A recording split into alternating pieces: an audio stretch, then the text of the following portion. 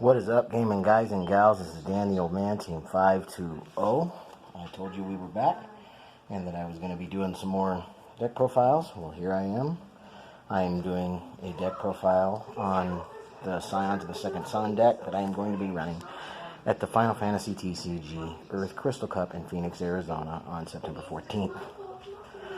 Hopefully I make day 2 and I'm still playing on September 15th, but we'll go from there.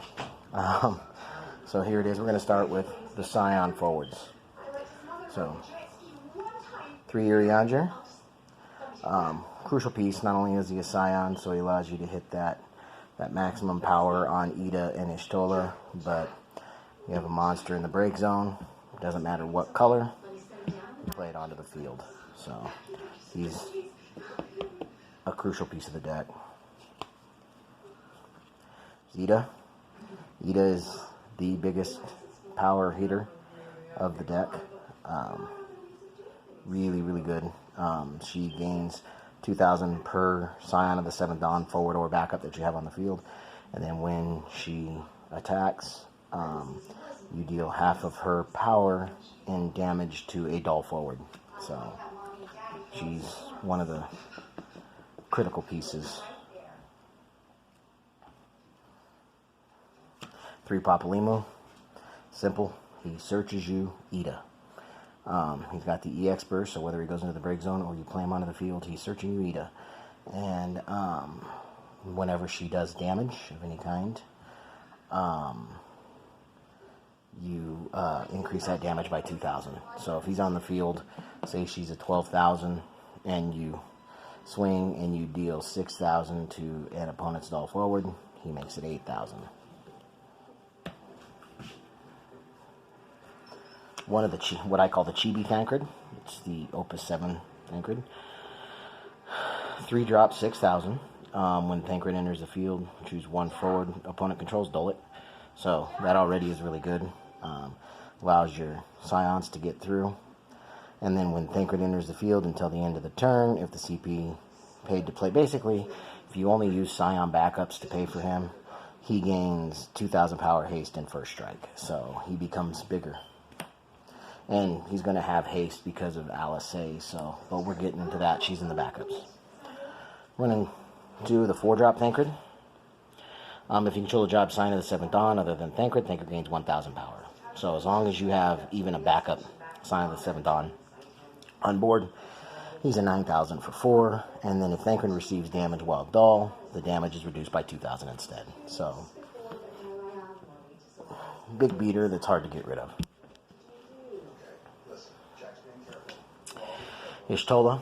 Y'shtola is the other beater in the group. She's a 4-drop 8,000. And she's the other one that you want to have as many Scions on the board as possible to get full use out of her, just like Ida. Y'shtola cannot be broken by opposing summons or abilities that don't deal damage. So if it just says break, can't break her. They have to actually deal her the damage. If you control 3 or more job Scions of the 7th Dawn other than Ida or Y'shtola, Y'shtola gains Brave.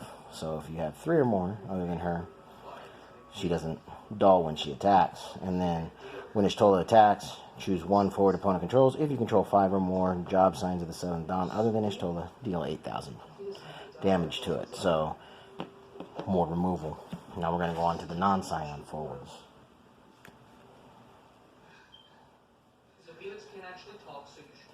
So we are running Lightning. So, of course, Alua.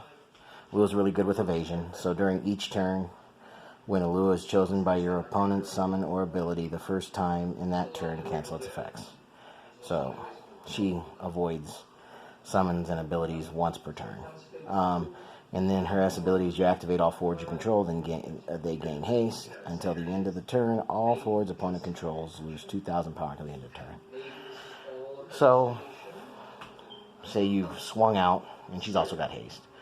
Say you've swung out, and you've got another one in hand, and it goes to your opponent's turn. They go to swing. You activate her S ability, and you just discard her. There's nothing else you have to do. Activates all forwards you control, and then all their forwards lose 2,000 power. So, Tumaya, one of the new additions to the deck from Opus 9.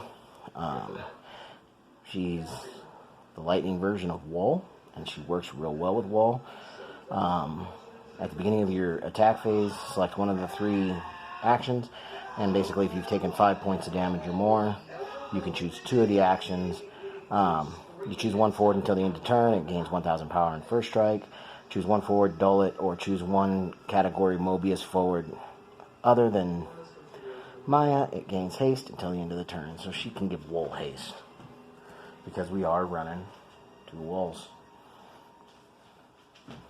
Yeah, no, I don't like playing with foils, but this was all they had, so I picked up the foil Wolves. Pretty. So Wool, we all know what he does. 3 things. You get to choose 2 at the beginning of your battle phase. So with him and her, at the least, you're choosing 3 things. If you've got 5 points of damage, you're choosing 4 things at the beginning of every attack phase. I usually choose, given a forward brave, it's usually Ida, and then no EX bursts. So. Last but not least, for the forwards, we've got 3 of this Cecil. So, Legend Cecil. He's good. He's got an EX burst, so it's going to get it when he enters the battlefield or when he goes to the damage zone. And when he enters the field, you choose 1 dull forward. And if its power is equal or less than the points of damage that you've taken, you break it. And his S ability is, again, you don't even have to pay any other CP. You just discard 1 from your hand, and you choose 1 forward. Cecil deals you 1 point of damage, and if the cost of the forward is equal to or less than the damage your opponent, that you have received, break it. So he's removable 2 different ways. Now we're going to go into the Scion backups. 3 Alphanod, 2 drop. He's important. You can pay lightning and dull him. You choose 1 active forward, deal it 1,000 damage. If you control job sign of the 7th Dawn, forward, deal it 2,000 damage instead. So he deals damage. Run 3 Krill. Her ability is almost never going to come into play. Choose 1 forward you control. During this turn, it cannot be returned to its owner's hand by your opponent's summons or abilities. So it's almost never going to come into play. If it does, it's great. But she's another Scion. So 2 Louis Soir. We run this at 2. Number 1, because it's not a Scion, but it is still important. When Louis Soir enters the field, you may search for 1 card name, LSA or Alphanod added to your hand. So, searches for those 2 cards. This is LSA, one of the cornerstones of the deck. Number 1, if you have Alphanod on board, instead of 4, she costs 3. And then the job sign of the 7th Dawn forwards you control gain haste. So, she's on board, everything comes in with haste. She's very important. It allows you to get damage in fast. Ophelia, 4 drop backup with an EX burst. When Ophelia enters the field, you may search for 1 job sign of the 7th Dawn forward and add it to your hand. So she searches for your Scion forwards. Then you can pay 1 earth, dull her, send her to the break zone, and you choose if you have 5 or more Scions on board, backups or forwards, it doesn't matter. Other than her, you break a forward opponent controls. So, more removal. Now, the non-Scion backups. First off, Cosmos. I run Cosmos because it is a multi-colored deck, and she can dull for any CP, any color CP. So, it just helps with your color fixing. So, to me, I like to have that option. This right here, Sid Garland. Disregard him. He's going to be a Shantoto. I'm actually picking the Shantoto up on Wednesday. And so this card will actually be a Shantoto for the board wipe that Shantoto offers. So, none of the monsters. 2 dragon. Urianger. You don't mind even dumping this to the board because Urianger comes out, brings it back to the field.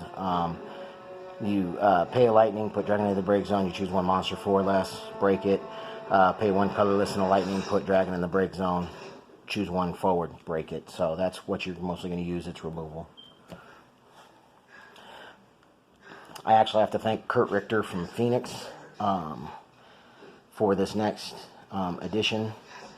He gave me the idea to run Liak. Again, even though he's a wind monster, In the break zone, you've used him to pay for colorless CP. Your Yanje comes out, brings him out, and when a forward your opponent controls attacks, put Liak into the break zone. If you do so, activate all characters you control and draw a card. So, allows you to draw a card and activate all characters your opponent controls. So you swing out with Scions, because that's what they want to do. Scions want to turn sideways. And you can activate all of your backups for summons that you may have in your hand, and activate all your forwards to block. Speaking of summons, to Ramuh. Now this was at 3 for the longest time, but I just needed room for another summon. Ramuh, you guys know what this Ramuh does. It's the good Ramuh. Not that it's a bad Ramuh, but it's the best of the Ramuhs. You guys know what it does. Fenrir.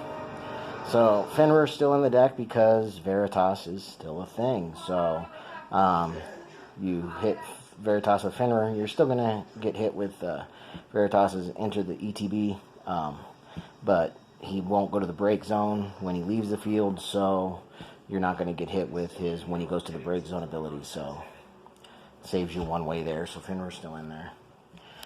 Another new addition to the deck from Opus 9 is Mist Dragon. It's in there because now that Riku is banned, I completely expect to see Mono Water be a thing again, and this takes care of the Layla Viking.